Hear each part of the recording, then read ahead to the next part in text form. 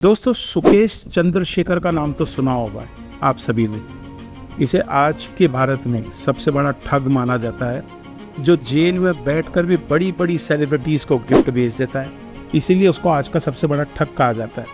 लेकिन मैं आपको उससे भी बड़े एक ठग से मिलवाना चाहता हूँ, जो इस समय का नहीं बल्कि आज से 50 साल पुराना। नाम उस बंदे का था धनीराम मित्तल। हालांकि वो बहुत गरीब फैमिली में पैदा हुआ था, लेकिन शायद वो अपने नाम से बहुत प्रभावित हो गया था।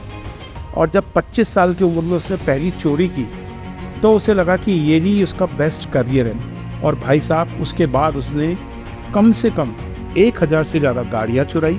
यही नहीं, उसने अपने इस शौक को पूरा करने के लिए पूरी गंभीरता भी दिखाई। उसने न सिर्फ लॉ की पढ़ाई की, बल्कि कहा जाता है कि धनीराम मित्तल एक हैंडराइटिंग विशेषज्ञ था। यानी कि किसी के भी सिग्नेचर्स को कॉपी करना, किसी भी हैंडराइटिंग को कॉपी करना उसके बाएं हाथ का खेल था। इसी का उसने बखूबी फ़ायदा भी उठाया।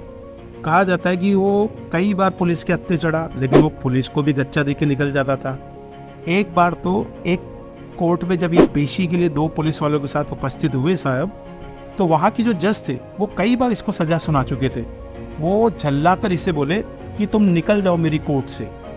ये बंदा उठा, दोनों पुलिस वालों को साथ लिया और बाहर निकल गया। और उनके साथ थोड़ी देर गप्पे गप्पे हाँकने के बाद उन्हें बोला कि जज साहब ने तो मुझे बोल ही दिया चार्टी के लिए, और ये बंदा वहाँ से निकल गया।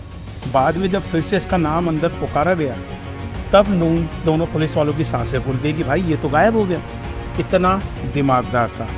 यही नहीं, चोरी के अलावा ये कई बार पुलिस अधिकारी बन जाता था, कई बार जज बन जाता। एक बार तो हरियाणा के कोर्ट में इस बंदे ने 2 महीने तक जज की कुर्सी पर बैठकर फैसला सुनाया।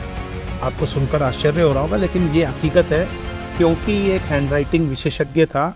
इसने जज साहब के नकली साइन कर वहाँ के सेशन कोर्ट के एक अधिकारी को, जो जज थे, उन्हें छुट्टी पर भेज दिया 2 महीने के लिए, और खुद उनकी जगह 2 महीने बैठकर फैसले सुनाता रहा। बाद में जब असली जज साहब वापस लौटे और उन्हें पता पड़ा, तो 2 महीने में जितने भी फैसले इसने सुनाए थे उन्हें सब रद्द किया गया। और यही नहीं, इस भाई साहब ने 2 महीने में कई अपराधियों को जेल से रिहा कर दिया था। उन सबको भी पकड़कर वापस लाया गया। तो ऐसे थे ये धनीराम मित्तल। कहा जाता है कि जब इन्होंने पहली चोरी की तब इनकी उम्र महज 25 साल की थी।